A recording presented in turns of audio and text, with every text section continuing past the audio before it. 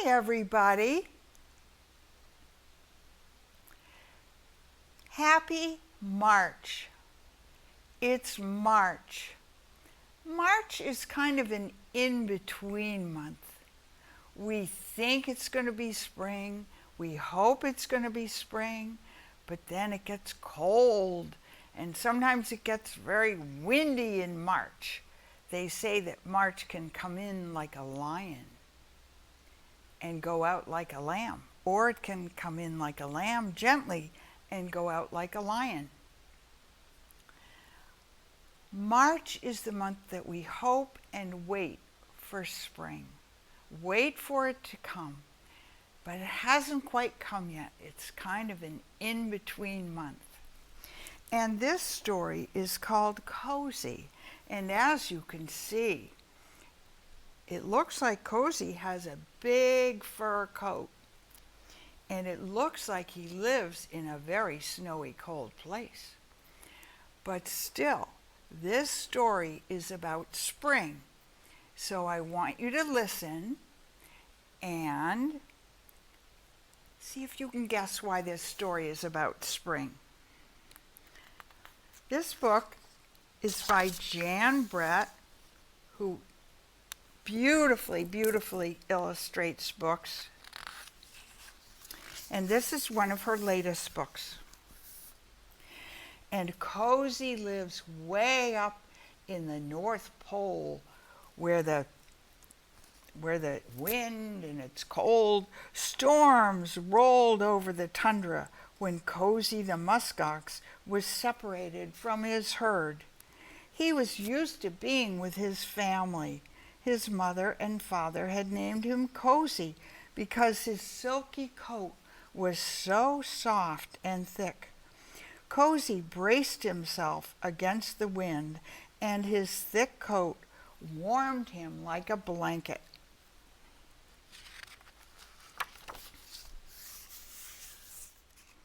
In a tussock, a mother lemming's pups were squeaking loudly.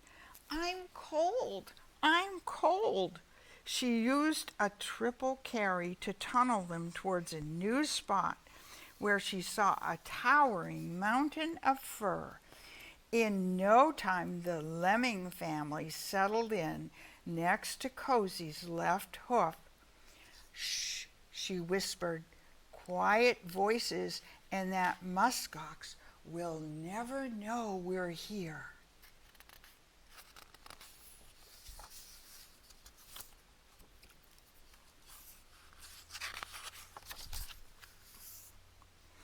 Snowshoe Hare, feeling chilly, had the same idea. "Master Muskox," he asked politely, "may I wait out the storm under the protection of your very thick coat?"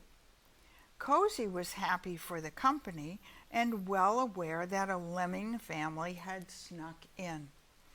"Welcome, Snowshoe Hare, but mind those lemmings. Quiet voices and gentle thumping only."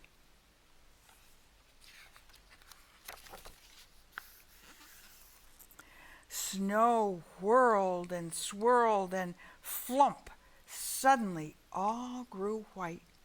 Was it a clump of snow that had hit Cozy on the forehead? No, it was feathers. When Cozy opened his eyes, he was looking into big yellow ones. Wonder what this is. The eyes belonged to a snowy owl who also had a request. "Oh, magnificent Ooming-Mac, would you be so kind as to give me shelter? The wind has tumbled me terribly."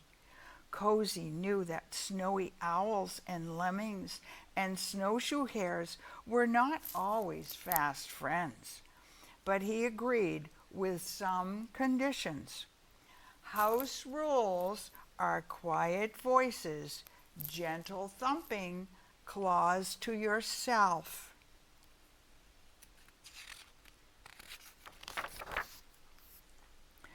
Arctic fox's nose was turning blue. Her bushy tail wasn't warm enough, and every time she wrapped it around herself, the wind unwrapped it. Thinking Cozy would make a good windbreak, she sidled up to him. "Do you mind, Mr. Musk Ox, if I unfreeze my nose in your thick fluff?" Cozy was happy to welcome a new guest, but eyeing her sharp canines, he answered, "For the harmony of all, quiet voices, gentle thumping, claws to yourself, and no biting."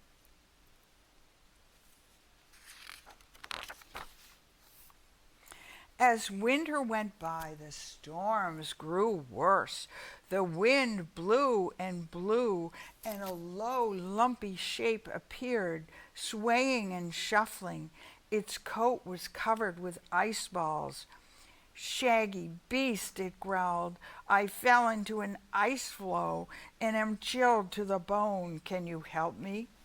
Cozy was happy to invite the Wolverine in, but added to the house rules: quiet voices, gentle thumping, claws to yourself, no biting, no pouncing.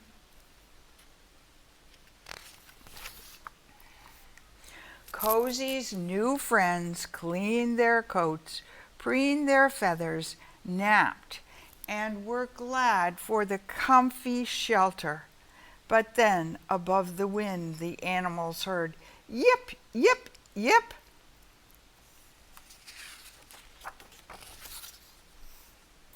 A team of huskies, always on the lookout for a good thing, barreled into Cozy's big bulk, flinging the creatures in all directions. Their musher, a sea otter, looked on in dismay. "Hi," the dog grinned. "House rules," chorused the jostled lemmings, snowshoe hare, snowy owl, Arctic fox, and wolverine. "Quiet voices, gentle thumping, claws to yourself, no biting, no pouncing, be mindful of others." Cozy, wary of the lead dog, who looked a lot like a wolf, shook his horns to make sure the husky understood.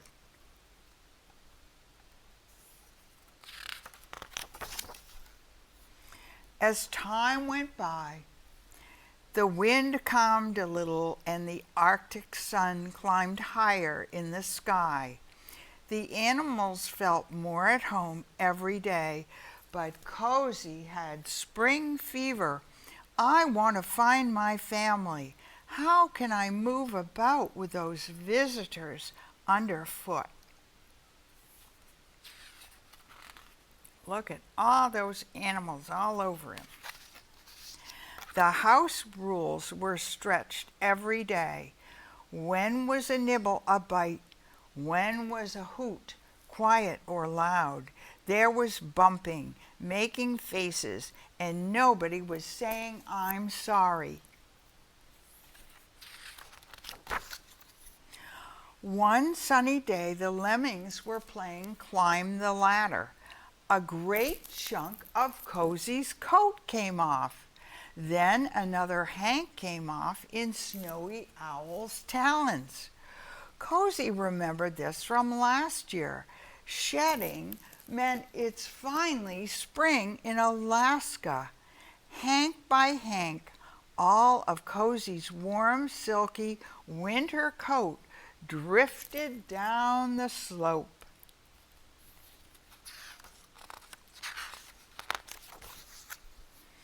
Cozy's lodgers started heading to their spring homes.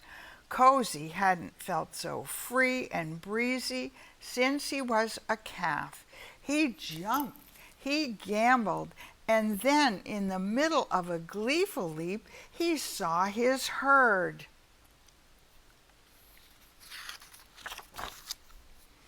He ran to join his mother, his father, his sister, and his brother. "Where were you? We were worried," said his sister Fluffy. "We missed you," said his brother Snuggly. "I made some new friends," Cozy told them, "but it was nice to get back to musk ox ways."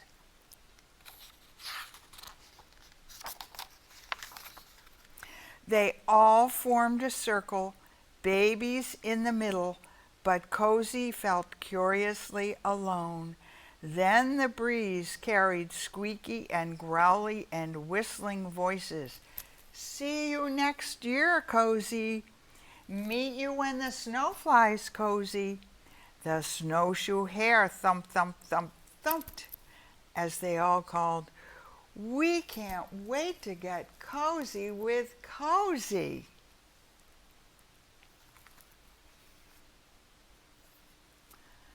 So that's a story of how spring comes in Alaska, which is part of the North Pole. Even spring comes where it's very, very cold. And spring will come. Just hang in there. Happy spring, everybody.